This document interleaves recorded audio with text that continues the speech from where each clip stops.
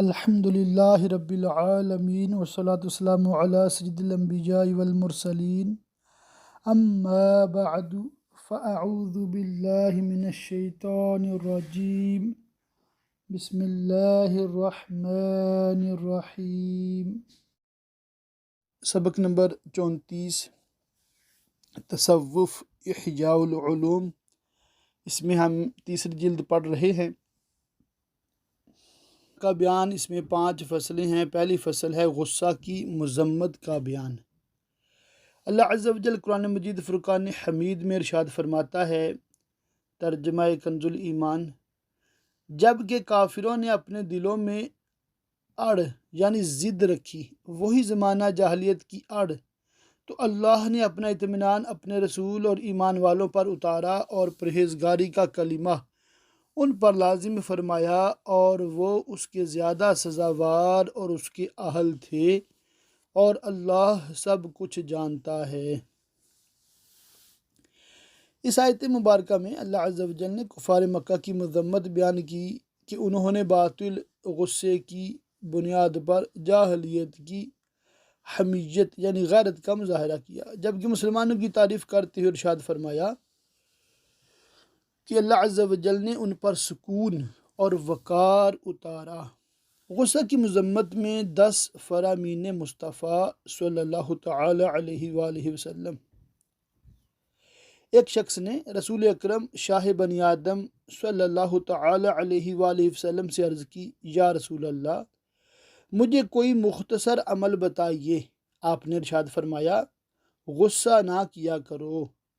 اس نے دوبارہ یہی سوال کیا تو آپ نے فرمایا، غصہ نہ کیا کرو۔ حضرت سیدنا عبداللہ بن عمر رضی اللہ تعالیٰ عنہما فرماتے ہیں کہ میں نے بارگاہ رسالت میں عرض کی، مجھے کوئی مختصر بات بتائیے تاکہ میں اسے سمجھ سکوں۔ آپ صلی اللہ تعالی علیہ وآلہ وسلم نے فرمایا،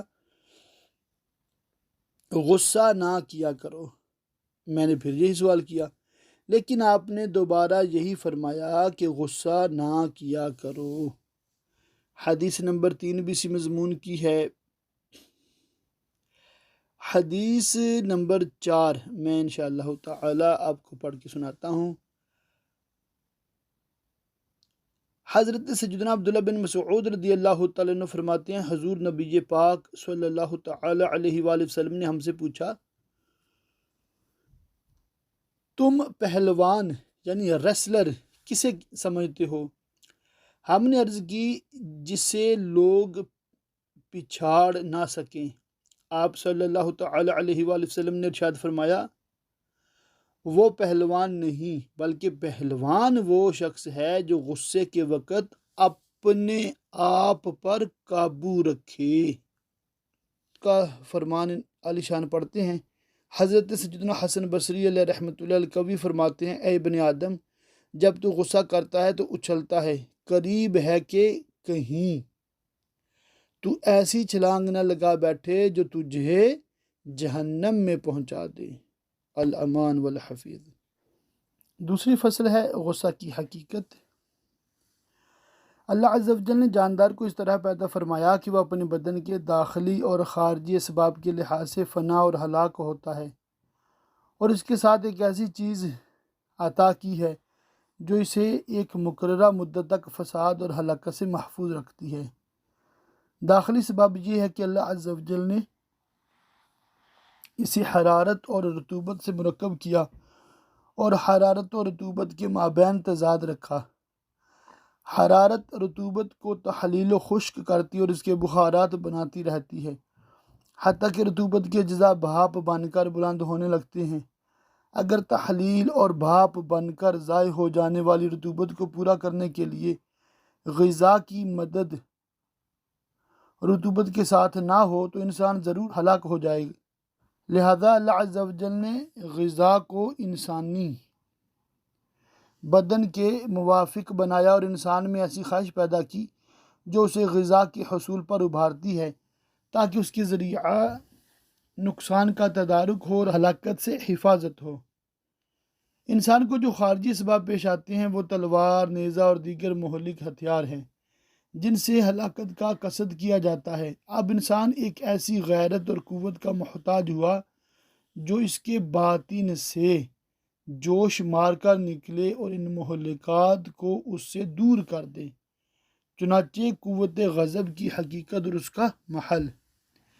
چنانچہ اللہ عز و جل نے قوت غضب کو آگ سے بنایا ہے اور اسے انسان کے اندر رکھ دیا ہے۔ اب جب بھی اسے کسی غرض اور مقصد سے روکا جاتا ہے تو اس کے اندر موجود غضب کی آگ بھڑک اٹھتی ہے اور جوش میں آ جاتی ہے، جس کے باعث اس کے دل کا خون کھول اٹھتا ہے اور رگوں میں پھیل جاتا ہے اور بدن کے بالائی حصے کی طرف بلند ہو جاتا ہے، جس طرح آگ کی لپٹیں اوپر اٹھتی ہیں یا جیسے ہانڈی کا ابال اوپر کو اٹھتا ہے، لہٰذا وہ چہرے کی طرف بلند ہو جاتا ہے، جس کی وجہ سے آنکھیں اور چہرہ سرخ ہو جاتا ہے، اور چونکہ چہرہ صاف و شفاف ہوتا ہے اس لیے چہرے میں سرخی صاف دکھائی دیتی ہے، جیسے شیشے کے گلاس میں کوئی چیز ہو تو باہر سے اس کی رنگت صاف دکھائی دیتی ہے۔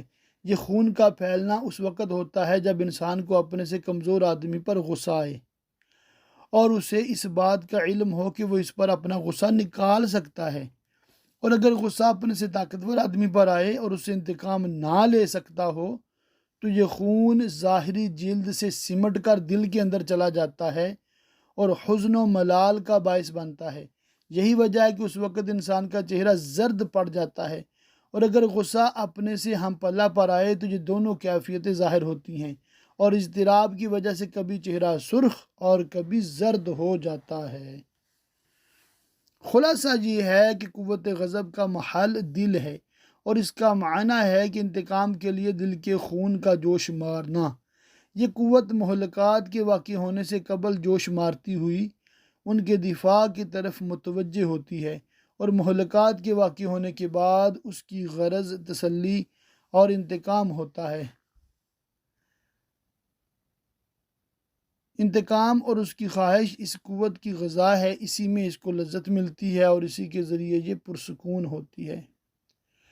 قوت غضب کے درجات۔ قوت غضب میں لوگ فطرتاً 3 درجوں پر ہیں: تفریط، افراط اور اعتدال۔ پہلا ہے تفریط۔ قوت غضب میں تفریط سے مراد غصے کا بالکل نہ ہونا یا کم ہونا ہے، اور یہ مذموم ہے۔ ایسے ہی لوگوں کے متعلق کہا جاتا ہے کہ ان میں حمیت و غیرت نام کی کوئی چیز نہیں۔ دوسری ہے افراط۔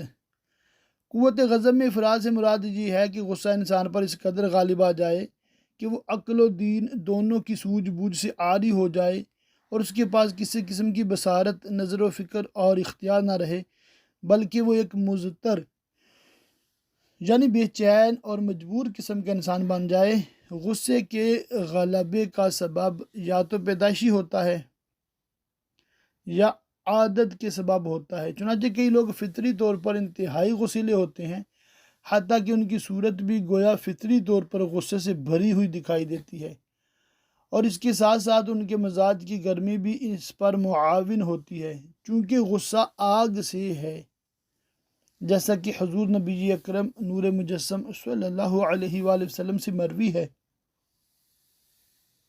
جبکہ مزاج کی ٹھنڈک اسے بجھاتی اور اس کے جوش کو ختم کرتی ہے۔ غصے کے اسباب عادیہ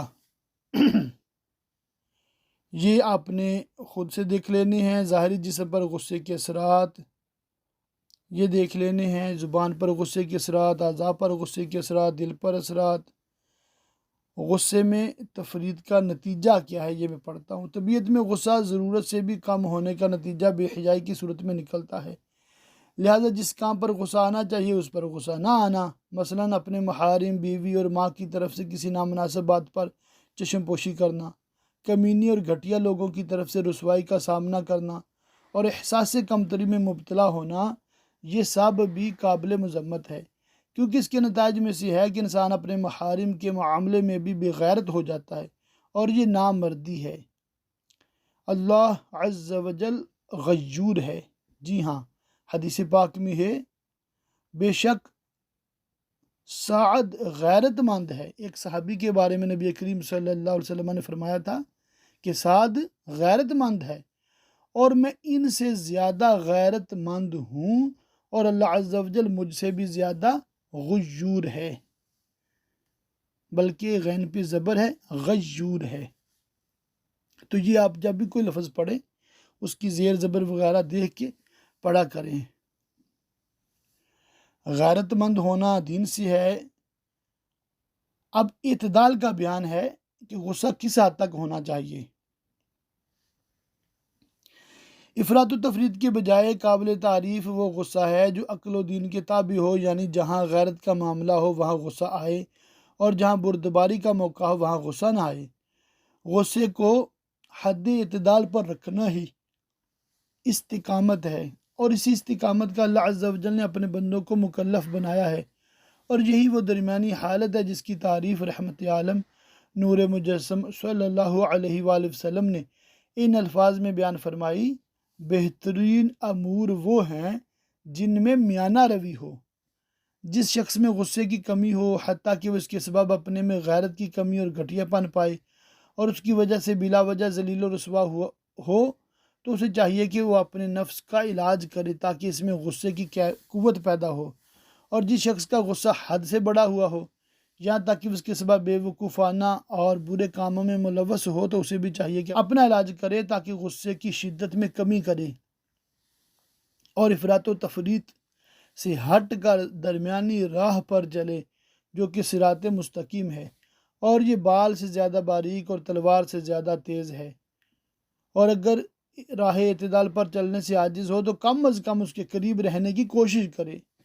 چنانچہ اللہ عز و جل ارشاد فرماتا ہے، ترجمہ کنز ایمان: اور تم سے ہرگز نہ ہو سکے گا کہ عورتوں کو برابر رکھو، کتنی ہی حرص کرو، تو یہ تو نہ ہو کہ ایک طرف پورا جھک جاؤ کہ دوسری کو ادھر یعنی درمیان میں لٹکتی چھوڑ دو۔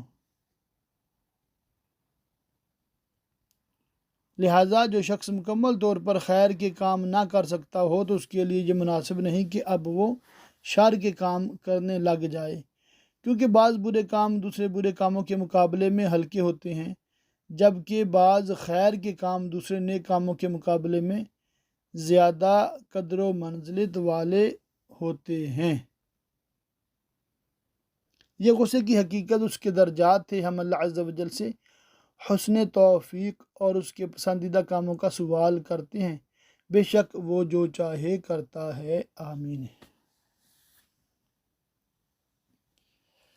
تیسری فصل ہے، کیا ریاضت کے ذریعے غصے کا ازالہ ممکن ہے؟ پسندیدہ چیزوں کی اقسام: پہلی قسم، دوسری قسم لا یعنی امور پر غصہ کرنا جہالت کی علامت ہے۔ پھر تیسری قسم کا بیان ہے، ریاضت کے ذریعہ غصہ کم کرنے کا طریقہ۔ یہ ہم پڑھ لیتے ہیں۔ پہلے ایک علمی گفتگو تھی، اب ایک پریکٹیکل بات ہے، وہ ہم پڑھتے ہیں اور سیکھتے ہیں۔ جہاں تک پہلی قسم کا تعلق ہے تو اس میں ریاضت کا یہ مقصد نہیں کہ غصے کو بالکل ختم کر دیا جائے، بلکہ اس کو ایک ایسی حد پر رکھنا مقصد ہے جس کو شرع اور عقل دونوں اچھا جانتے ہوں، جو کہ مجاہدہ و ریاضت کے ذریعے ممکن ہے۔ وہ اس طرح کہ ایک مدت تک بناوٹی تحمل اور بردباری سے کام لیا جائے، یہاں تک کہ وہ تحمل اور بردباری اس کی فطرت میں شامل ہو جائے۔ دل سے غصے کو بالکل ختم کرنا یہ طبیعت کا تقاضا نہیں ہے، اور نہ ہی یہ ممکن ہے، البتہ اس کی شدت کو ختم کرنا اور اس کا زور کم کرنا ممکن ہے، تاکہ باطن میں غصے کا ہیجان زیادہ نہ ہو اور وہ اس قدر کمزور ہو جائے کہ اس کا اثر چہرے پر دکھائی نہ دے، لیکن یہ بہت مشکل امر ہے۔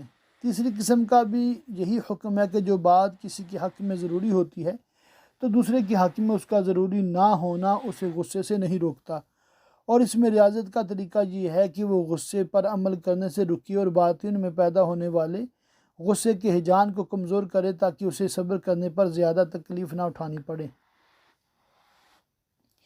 جہاں تک دوسری قسم کی بات ہے تو اس میں ریاضت کے ذریعے غصے کو دل سے نکالنا ممکن ہے، اور یہ اس طرح کے انسان کے پیش نظر یہ ہو کہ اس کا حقیقی وطن قبر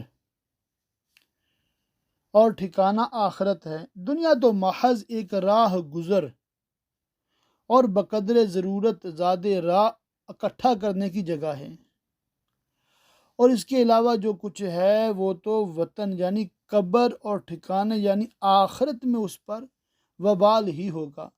لہٰذا دنیا کی محبت کو دل سے مٹا کر زاہدوں جیسی زندگی گزارنا چاہیے۔ مثلاً کسی شخص کا کوئی کتا ہے جس سے اسے محبت نہیں، اب اس کتے کو کوئی مارتا ہے تو اسے غصہ نہیں آئے گا، کیونکہ غصہ محبت کے تابع ہے۔ اس قسم میں ریاضت کا مقصود غصے کو جڑ سے ختم کرنا ہے، لیکن یہ انتہائی مشکل ہے، جبکہ اس کے مقابلے میں غصے سے رک جانا اور اس پر عمل نہ کرنا یہ آسان ہے۔ اب ایک اعتراض اور اس کا جواب ہے، وہ ہمیں پڑھنے کی حاجت نہیں ہے۔ رسول پاک صلی اللہ علیہ وسلم کا غضب فرمانا بھی رحمت ہے۔ تاجدار انبیاء صلی اللہ علیہ وآلہ وسلم نے ارشاد فرمایا، اے اللہ عز و جل، میں بشر ہوں اور بشر کی طرح مجھے بھی غصہ آتا ہے، تو جس مسلمان کو میں برا بھلا کہوں یا اس پر ملامت کروں یا اسے ماروں تو میرے ان افعال کو قیامت کے دن میری جانب سے اس کے حق میں رحمت، باعث طہارت اور اپنے قرب کا ذریعہ بنا دے۔ حضور صلی اللہ علیہ وآلہ وسلم غصے کی حالت میں بھی حق بات فرماتے۔ حضرت سیدنا عبداللہ بن عمرو بن عاص رضی اللہ تعالیٰ عنہ بیان فرماتے ہیں کہ میں نے بارگاہ رسالت میں عرض کی، یا رسول اللہ، کیا میں ہر وہ بات تحریر کر لیا کروں جو آپ غصے اور رضا کی حالت میں ارشاد فرماتے ہیں؟ تو آپ نے ارشاد فرمایا، ہاں لکھ لیا کرو، اس ذات کی قسم جس نے مجھے حق کے ساتھ مبعوث فرمایا ہے، اس سے کبھی حق کے علاوہ کوئی بات نہیں نکلی۔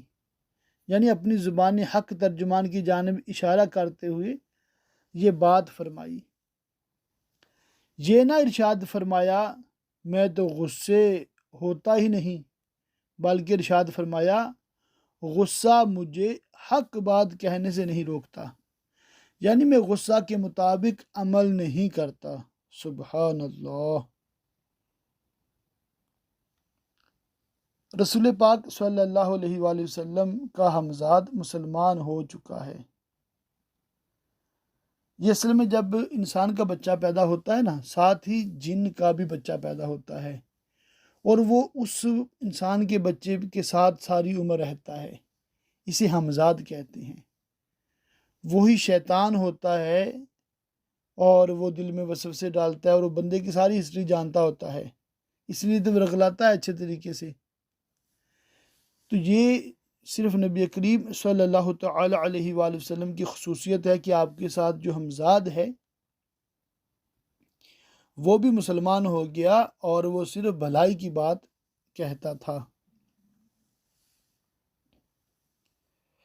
سرکار مدینہ صلی اللہ علیہ وآلہ وسلم کا غصہ حق کے لیے ہوتا، اپنے غصے کو قابو کرنا چاہیے، اس کے بارے میں یہ حکایت ہے۔ چوتھی فصل ہے غصہ دلانے والے امور۔ آپ جانتے ہیں کہ ہر بیماری کا علاج اس کے مادے اور اس کے اسباب کو ختم کر کے کیا جاتا ہے، لہذا غصے کے اسباب کی پہچان ضروری ہے۔ حضرت سیدنا یحییٰ علی نبینا و علیہ الصلوۃ والسلام نے حضرت سیدنا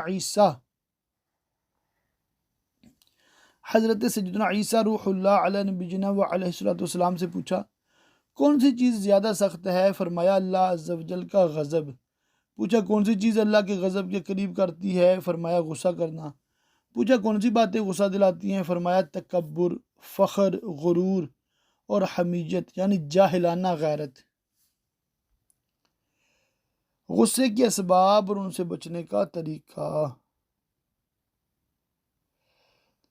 غصے کے اسباب جو ہے وہ پہلے بھی جیسے بیان کیے گئے کہ فخر، غرور، خود پسندی، یہ چیزیں ہیں جو غصے کے اسباب ہیں۔ یہ بہادری نہیں، جہالت ہے۔ بے جا غصہ کرنے والوں کا علاج۔ اچھا، اس قسم کے جاہل لوگوں کے علاج کا طریقہ یہ ہے کہ انہیں صالحین کی عفو درگزر پر مشتمل واقعات سنائے جائیں اور انہیں بتایا جائے کہ وہ غصہ پی جایا کرتے تھے، اور اس طرح کے واقعات انبیاء، اولیاء، حکماء، علماء اور نیک خسرت بادشاہوں سے منقول ہیں، اور جو واقعات اس کے برعکس ہیں وہ کردوں، ترکوں، جاہلوں اور کند ذہن لوگوں سے منقول ہیں، جنہیں نہ تو عقل حاصل ہے اور نہ ہی کوئی فضیلت۔ پانچویں فصل ہے شدت غضب کے وقت غصے کا علاج۔ اس سے پہلے جو کچھ ہم نے ذکر کیا وہ غصے کے مادے اور اس کے اسباب کو ختم کرنے کے متعلق تھا، تاکہ غصہ شدت ہی اختیار نہ کرے، اور اگر غصے کی شدت کے اسباب پائے جانے کی وجہ سے شدید غصہ آ جائے تو اس وقت صبر و استقامت کا دامن تھامنا ضروری ہے، تاکہ جسے غصہ آیا ہے وہ مذموم غصے پر عمل کرنے کی طرف مجبور نہ ہو جائے، اور غصے کی شدت کے وقت علم و عمل کے مجموعے سے غصے کی شدت کا علاج کرے۔ علم کے ذریعے شدید غصے کے علاج کے 6 طریقے۔ پہلا طریقہ، ان حدیث میں غور و فکر کرے جو ان قریب ہم عفو و درگزر، بردباری اور صبر کے فضائل میں ذکر کریں گے، تاکہ ان کے ثواب میں رغبت ہو، انتقام اور غیظ و غضب کی آگ سے نجات حاصل ہو۔ حضرت سیدنا مالک بن اوس رضی اللہ تعالیٰ عنہ فرماتے ہیں، ایک مرتبہ امیر المومنین حضرت سیدنا عمر فاروق اعظم رضی اللہ تعالیٰ عنہ نے ایک شخص کو مارنے کا حکم دیا تو اس نے یہ آیت مبارکہ پڑھی، اے محبوب، معاف کرنا اختیار کرو اور بھلائی کا حکم دو اور جاہلوں سے منہ پھیر لو۔ آپ رضی اللہ تعالیٰ عنہ نے یہ آیت طیبہ سنی تو آپ نے بھی اسی آیت مقدسہ کو پڑھا اور اس میں غور و فکر کرنے لگے۔ آپ کی عادت مبارکہ تھی کہ قرآن پاک سن کر سزا دینے سے رک جاتے اور قرآن پاک میں بہت زیادہ غور و فکر شروع کر دیتے، لہٰذا یہاں بھی آپ نے یہی کیا اور اسے چھوڑ دیا۔ حضرت سیدنا عمر بن عبدالعزیز علیہ رحمۃ اللہ العزیز نے ایک شخص کو مارنے کا حکم دیا، پھر یہ آیت طیبہ تلاوت کی، اور غصہ پینے والے اور اپنے غلام سے فرمایا اسے جانے دو۔ دوسرا طریقہ، اپنے نفس کو اللہ عز و جل کے عذاب سے ڈرائے اور کہے کہ مجھے جو اس انسان پر قدرت حاصل ہے اس سے بڑھ کر اللہ عز و جل کو مجھ پر قدرت ہے، اگر میں نے اس پر اپنا غصہ نکال دیا تو میں قیامت کے دن اللہ عز و جل کے غضب سے نہیں بچ سکتا، حالانکہ اس وقت میں اللہ عز و جل کی مغفرت کا زیادہ محتاج ہوں گا۔ اللہ عز و جل نے آسمانی کتابوں میں سے ایک کتاب میں فرمایا، اے ابن آدم، جب تجھے غصہ آئے تو مجھے یاد کر لیا کر، میں اپنے غضب کے وقت تجھے یاد رکھوں گا اور ہلاک ہونے والوں کے ساتھ تجھے ہلاک نہ کروں گا۔ حضور اکرم صلی اللہ علیہ وآلہ وسلم نے ایک خادم کو کسی کام کے لیے بھیجا تو اس نے آنے میں دیر کر دی۔ جب وہ واپس آیا تو آپ نے فرمایا، اگر بدلہ نہ ہوتا تو میں تجھے ضرور سزا دیتا، مطلب یہ کہ قیامت میں اس کا بدلہ ہوگا۔ منقول ہے کہ بنی اسرائیل کی ہر بادشاہ کے ساتھ ایک دانشور ہوتا تھا۔ جب بادشاہ کو غصہ آتا تو وہ بادشاہ کو ایک پرچہ تھما دیتا جس میں لکھا ہوتا، مسکین پر رحم کر، موت سے ڈر اور آخرت کو یاد کر۔ بادشاہ اسے پڑھتا تو اس کا غصہ ٹھنڈا ہو جاتا۔ تیسرا طریقہ کیا ہے؟ اگر نفس میں آخرت کا خوف نہ ہو تو اسے غصے کے دنیاوی انجام سے ڈرائے کہ اس سے عداوت اور انتقام کا سامنا کرنا پڑے گا، دشمن مد مقابل ہوگا اور مقاصد کو ختم کرنے کی کوشش کرے گا، نیز مصائب پر خوشی کا اظہار کرے گا اور یوں مصائب کا شکار ہوگا۔ لہٰذا نفس کو غصے کے دنیاوی انجام سے ڈرائے، اگرچہ وہ آخرت کے انجام سے نہ ڈرتا ہو، تو یہ خواہش کو غصے پر مسلط کرنا ہے جس کا اعمال آخرت سے کوئی تعلق نہیں اور نہ اس پر ثواب ملے گا، کیونکہ وہ فوری ملنے والی لذت کے حصول کے لیے ان امور کو باہم ٹکراتا ہے اور بعض کو بعض پر مقدم کرتا ہے۔ البتہ اگر اس کا یہ خیال ہو کہ غصے کی وجہ سے وہ دنیا میں علم و عمل کے لیے فراغت حاصل نہیں کر سکے گا یا آخرت کے لیے مدد نہیں ملے گی، تو اس مقصد کے تحت غصہ نہ کرنے پر ثواب حاصل ہوگا۔ چوتھا طریقہ، غصے کے وقت صورت بگڑنے کا سوچے کہ جب کوئی غصہ کرتا ہے تو غصے کی حالت میں اس کی شکل کس قدر بھیانک نظر آتی ہے، اور غصہ والے شخص کو کاٹنے والے کتے اور خونخوار درندے کی طرح خیال کرے اور بردبار شخص کو انبیاء، اولیاء، علماء اور حکماء کی طرح خیال کرے، پھر اپنے نفس کو اختیار دے کہ وہ خود کو کتوں، درندوں اور ذلیل لوگوں کے ساتھ تشبیہ دینا پسند کرے گا یا علماء اور انبیاء کی عادات کے ساتھ تشبیہ دینا پسند کرے گا، تاکہ اگر اس کے پاس کچھ عقل باقی ہو تو نفس ان نفوس قدسیہ کی طرف مائل ہو۔ سبحان اللہ۔ پانچواں طریقہ، اس سبب کے بارے میں غور و فکر کرے جو اسے انتقام پر ابھارتا اور غصہ پینے سے روکتا ہے۔ ظاہر ہے اس کی کوئی نہ کوئی وجہ تو ضرور ہوگی۔ مثلاً شیطان اسے کہتا ہے اگر تو نے انتقام نہ لیا تو لوگ تجھے عاجز، کمتر، ذلیل اور گھٹیا خیال کریں گے اور تو لوگوں کی نظروں میں حقیر ہو جائے گا۔ تو اس صورتحال میں وہ اپنے نفس سے کہے تعجب ہے تو وقتی رسوائی سے ڈرتا اور قیامت کی ذلت اور رسوائی سے نہیں گھبراتا۔ جب یہی شخص تیرا ہاتھ پکڑ کر تجھ سے انتقام لے گا تو لوگوں کی نظروں میں ذلیل و حقیر ہونے سے ڈرتا ہے، اور قیامت کے دن اللہ عز و جل، ملائکہ اور انبیاء اکرام علیہ السلام کے سامنے ذلیل ہونے کا تجھے کچھ خوف نہیں۔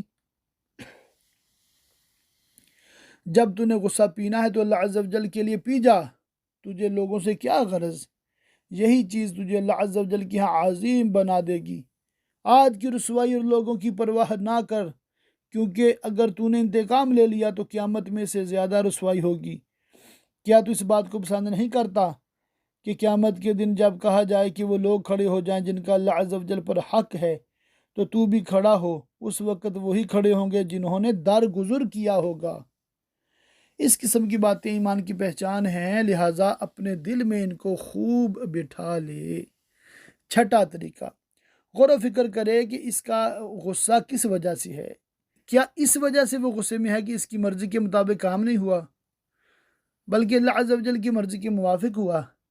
تو وہ کیسے کہہ سکتا ہے کہ میری مرضی اللہ عز و جل کی مرضی سے بہتر ہے؟ اگر وہ یہ کہے گا تو قریب ہے کہ اس پر اللہ عز و جل کا غضب ہو جو اس کے غضب سے بھی بڑھ کر ہو۔ یہ آخری طریقہ جو ہے نا، اللہ اللہ، یہ واقعی غور طلب ہے۔ آئیے اس پہ زیادہ غور کرتے ہیں انشاءاللہ تعالی۔ غور و فکر کرے کہ اس کا غصہ کس وجہ سے ہے۔ کیا اس وجہ سے وہ غصے میں ہے کہ اس کی مرضی کے مطابق کام نہیں ہوا بلکہ اللہ عز و جل کی مرضی کے موافق ہوا؟ آ رہی سمجھ آپ کو؟ یعنی کہ جو بھی ہمارے ساتھ معاملات ہوتے ہیں نا، ہمارا کوئی نقصان ہوتا ہے یا ہمیں کوئی گالی بکتا ہے یا ہمیں کوئی مارتا ہے یا ہمارا کچھ بھی ہے، زندگی چل رہی ہے نا، ہمارے ساتھ جو بھی حادثہ پیش آتا ہے، جو بھی معاملہ پیش آتا ہے، یہ کیا ہے؟ اللہ عز و جل کی طرف سے ہے۔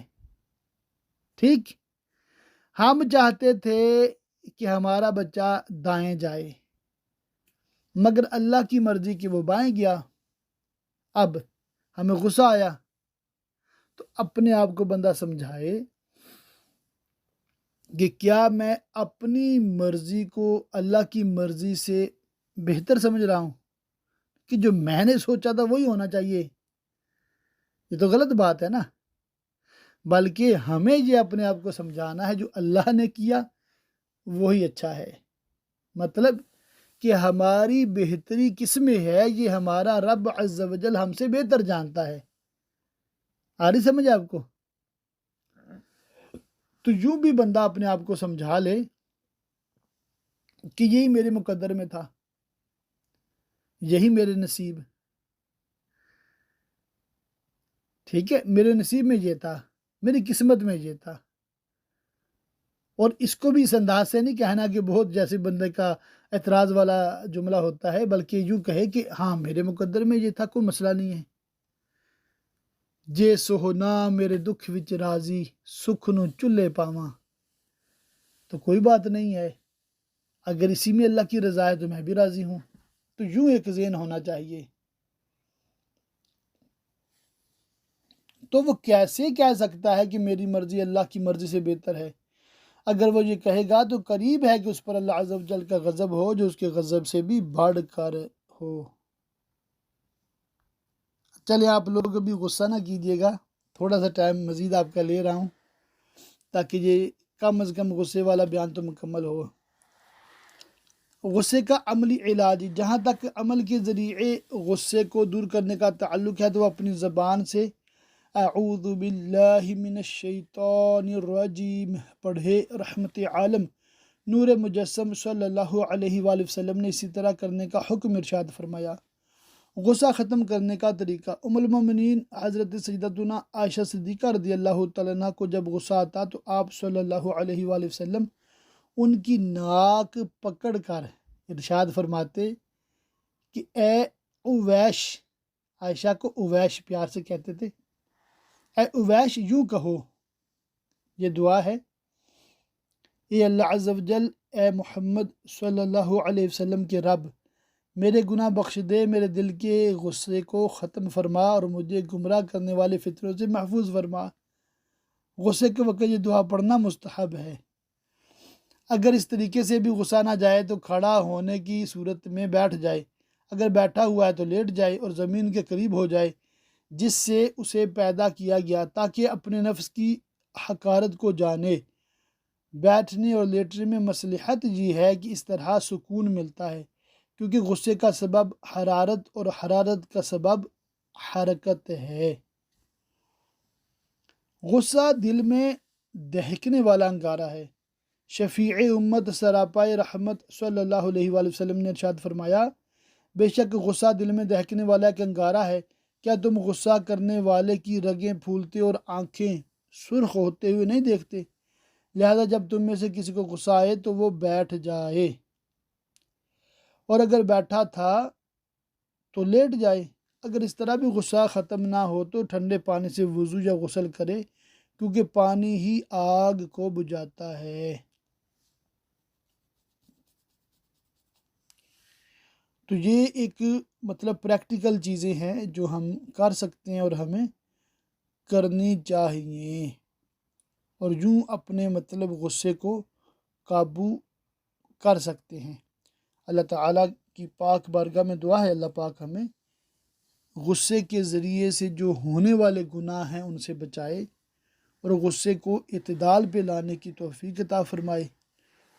اور اس ٹاپک کو مزید سمجھنے کے لیے غصہ اور اس کا علاج امیر اہل سنت دامت برکاتہم العالیہ کا بہت ہی پیارا رسالہ ہے، آڈیو میں بھی مل جاتا ہے، تحریر میں بھی مل جاتا ہے، اس کو پڑھیں، سنیں اور تھوڑا اس کو ٹائم دے دیں۔ انشاءاللہ تعالی ہمارے غصے اگر اعتدال پہ آ گئے نا تو ہمارے گھر کا ماحول، ہمارے کام کا ماحول، آفس کا ماحول، ہماری لوگوں کے ساتھ جو ڈیلنگ ہے اس میں ہمیں بہت سارے نقصانوں سے بچنے کا موقع ملے گا۔ لہٰذا اس ٹاپک کو ضرور ضرور اچھے طریقے سے پڑھیں، سمجھیں اور اپنا غور کریں کہ غصے کی وجہ سے میں نے کیا کیا نقصان کر لیے ہیں، اور آئندہ غصہ نہ کر کے میں کیا کیا فوائد حاصل کر سکتا ہوں، دینی فوائد ہوں، دنیاوی فوائد ہوں، سب پہ غور کرے۔ اللہ تعالی ہم سب کو دنیا اور آخرت کی بھلائیاں عطا فرمائے، آمین، بجاہ النبی الامین وصلی اللہ تعالی علیہ وآلہ وصحبہ وبارک وسلم۔